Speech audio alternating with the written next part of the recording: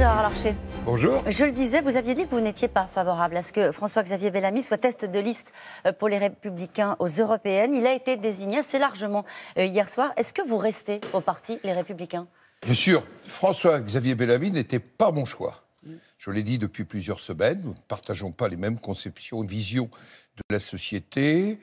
Laurent Wauquiez a fait une proposition d'un trio, forme de rééquilibrage. Je l'avais d'ailleurs un peu soufflé.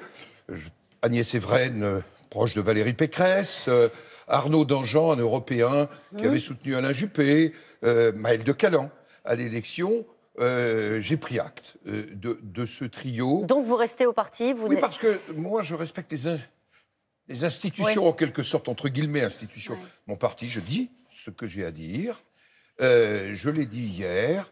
Il y a eu un Vous débat. encaissez quoi, en gros Vous encaissez, en gros. En 84, Simone Veil conduisait la liste UDF-RPR aux Européennes. 34 ans plus tard, le choix de votre famille politique se porte sur un philosophe de 33 ans qui est contre l'avortement, qui est contre le mariage pour tous et qui a déclaré, alors c'était en 2014, qui estime que le christianisme dit la vérité. C'est une évolution de votre famille politique que vous pouvez accepter? C'est une évolution de ma famille politique, mais en même temps... hier, nous avons en quelque sorte décidé de la diversité. Vous savez, François-Xavier Bellamy, pour moi, il ne coche toujours pas toutes les cases pour être une tête de liste, pour rassembler une famille politique qui est diverse, dans lequel les valeurs qu'il peut porter sont respectables. Mais ce qui compte avant tout, c'est le projet européen. Quel projet européen? Parce que, au mois de juin, qu'est-ce qu'il va falloir? Avoir au Parlement une majorité, donc une coalition. Et il faut que le Parti populaire européen, qui porte les valeurs des pères fondateurs, qui est mon parti politique au niveau européen, porte quelle Europe nous voulons. Une Europe qui a les frontières reconnues, une Europe qui gère en même temps la fin du multilatéralisme avec les États-Unis partis, la Chine et la Russie qui se partagent le monde à trois. La seule réponse, elle est l'Europe. Vous avez dit qu'il ne coche pas toutes les cases. Qu'est-ce que ça veut dire si on entre un peu dans le détail? C'est quoi le problème sur le logiciel qu'il porte, François-Xavier Bellamy? Pour vous, pour vos valeurs à vous? Pour mes valeurs à moi, je pense qu'aujourd'hui, un certain nombre de questions sont acquises dans la société. Lesquelles? La question, par exemple, de la place des femmes, de leur liberté personnelle, elle est posée.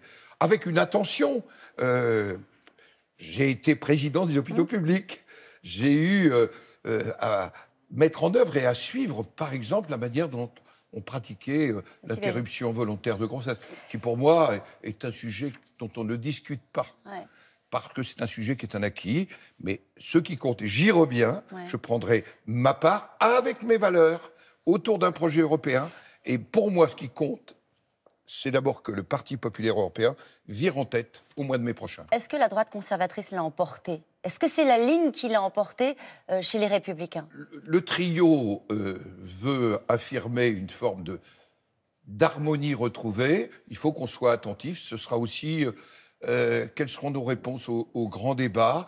N'oublions pas ce qu'il... Vous savez, moi j'ai exprimé hier, j'étais triste du départ d'Alain Juppé et de Jean-Pierre Raffarin.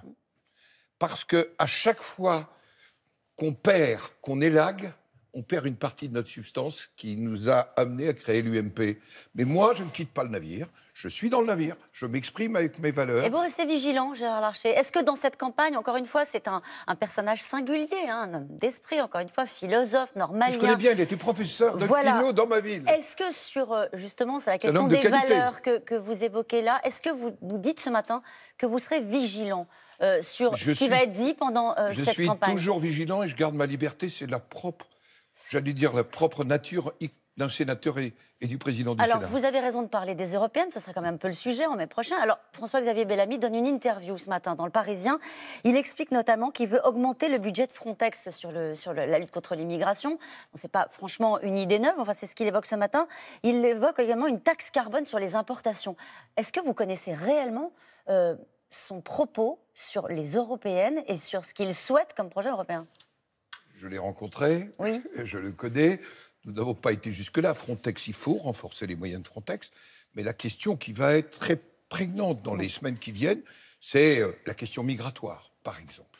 Et on ne peut pas aborder la question migratoire uniquement par Frontex.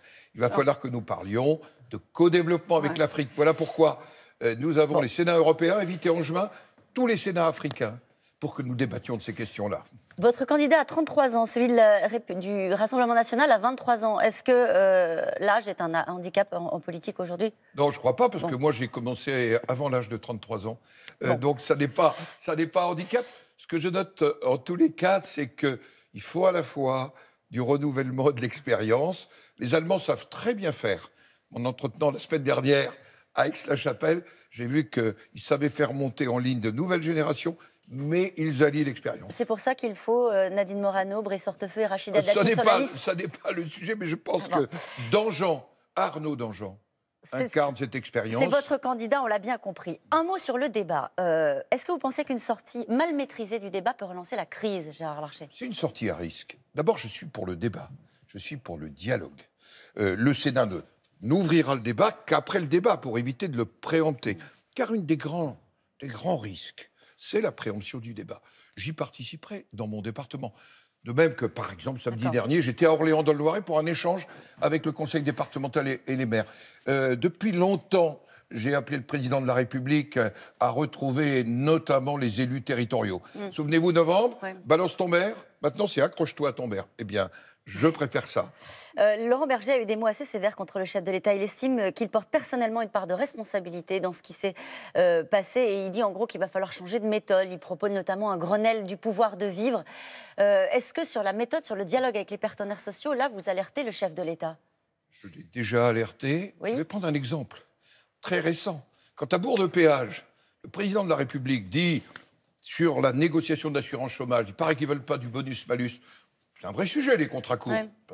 Mais alors qu'ils sont en pleine négociation, il faut respecter les partenaires sociaux, les laisser négocier, puis ensuite... Et il faut qu'ils soient là dans la gestion de la sortie du débat. Il faut les associer à la réflexion. Bien sûr.